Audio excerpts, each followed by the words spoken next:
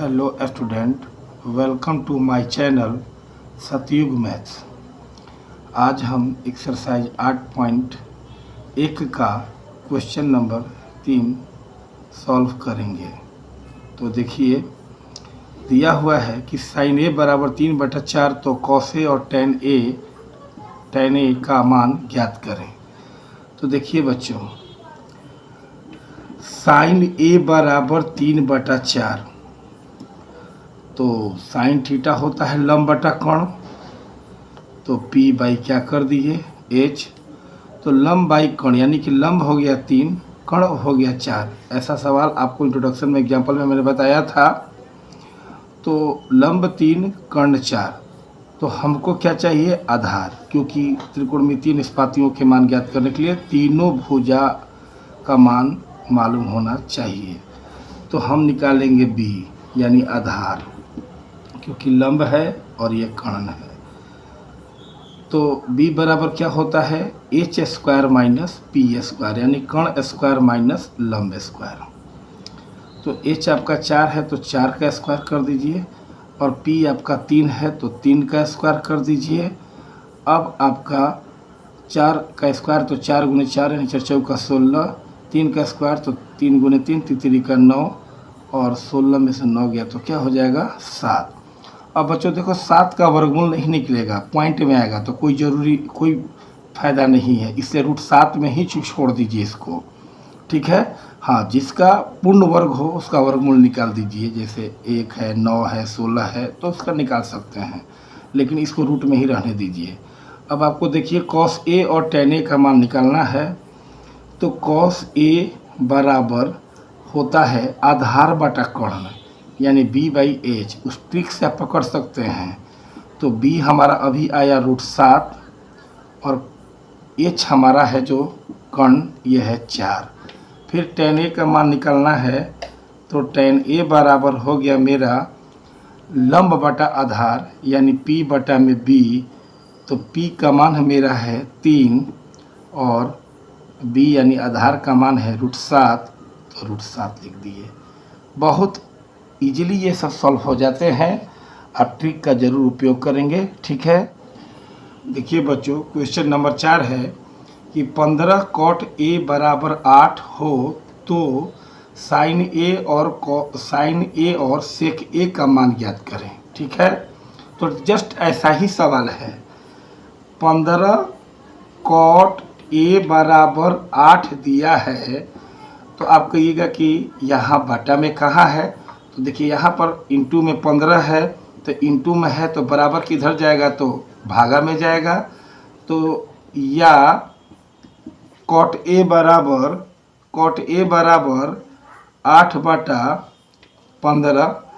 तो अब देखिए, कॉट क्या होता है टेन का उल्टा। टेन लंब बटा आधार है, तो आधार बटा लंब हो जाएगा, यानी कि B बटा में P हो जाएगा, B बटा में P हो जाएगा। अब देखिए, आधार का मान 8 हो गया और लंब का मान हो गया 15। ठीक उसी तरह हो गया। तो इसमें आधार मालूम है और लंब मालूम है, तो आप बताइए क्या नहीं मालूम है, तो कर्ण नहीं मालूम है। तो हम यहाँ से कर्ण यानी H निकालेंगे। तो कर्ण बराबर होता है लंब स्क्वायर प्लस आधार स्क्वायर, यानी P square plus B square. अब P का मान 15 है, 15 का स्क्वायर कर दीजिए। अब प्लस B का मान है 8, तो 8 का स्क्वायर कर दीजिए। अब इसके बाद आइए, तो 15 का स्क्वायर 15 गुने 15 225 हो जाएगा। अब प्लस 8 का स्क्वायर है, तो 8 गुने 8 64 हो जाएगा। इसको जोड़ दीजिएगा तो आपका हो जाएगा 289, यानी 289, और 289 का वर्गमूल होता है बाबू 17। तो देखिए, तीनों साइड फिर मालूम हो गया। तो साइन ए और सेक ए का मान ज्ञात करना है। बिल्कुल नहीं घबराना है, एकदम बिल्कुल इजीली आपको समझना है और बनाना है। तो साइन ए हो गया लंब बटा कर्ण, तो लंब हो गया P, कर्ण हो गया H। तो लंब आपका देखिए P 15 दिया हुआ है, तो 15 लिख दिए। कर्ण अभी आपने निकाला 17, तो 15/17 हो गया।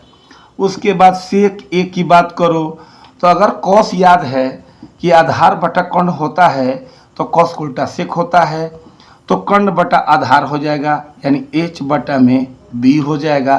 तो कर्ण आपका 17 है, ये जो कर्ण है आपका 17 है और बटा में आधार आपका कितना है तो 8 है, तो यहाँ पर 8 लिख दीजिए और ये आपका हो गया आंसर। अब क्वेश्चन नंबर 5 देखिए कि सेक थीटा, हाँ क्वेश्चन नंबर 5 पहले देख लीजिए। यदि सेक थीटा बराबर 13/12 तो अन्य सभी त्रिकोणमितीय अनुपात ज्ञात करें। तो देखिए बाबू, सभी त्रिकोणमितीय अनुपात बताए थे कितने होते हैं, कुल मिलाकर 6, जिसमें आपको एक ठो दे दिया है, बचा 5 ठो, तो ये पाँचों का मान आपको निकाल कर दिखा देना है।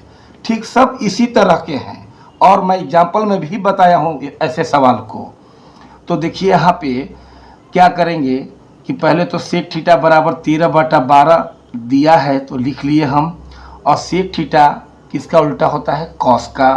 कॉस आधार बटा कर्ण होता है तो ये कर्ण बटा आधार होगा यानी h बटा में हो गया b। तो देखिए कर्ण और आधार, फिर हमको यहाँ क्या निकालना पड़ेगा, लंब, क्योंकि कर्ण का मान है और आधार का मान है तो लंब निकालना पड़ेगा। तो लंब बराबर अंडर रूट कर्ण स्क्वायर यानी h स्क्वायर माइनस आधार स्क्वायर यानी b स्क्वायर। h का मान 13 का स्क्वायर माइनस b जो है वह 12 है तो 12 का स्क्वायर, चूँकि h पे स्क्वायर है तो स्क्वायर देना है, b पे स्क्वायर तो स्क्वायर देना है।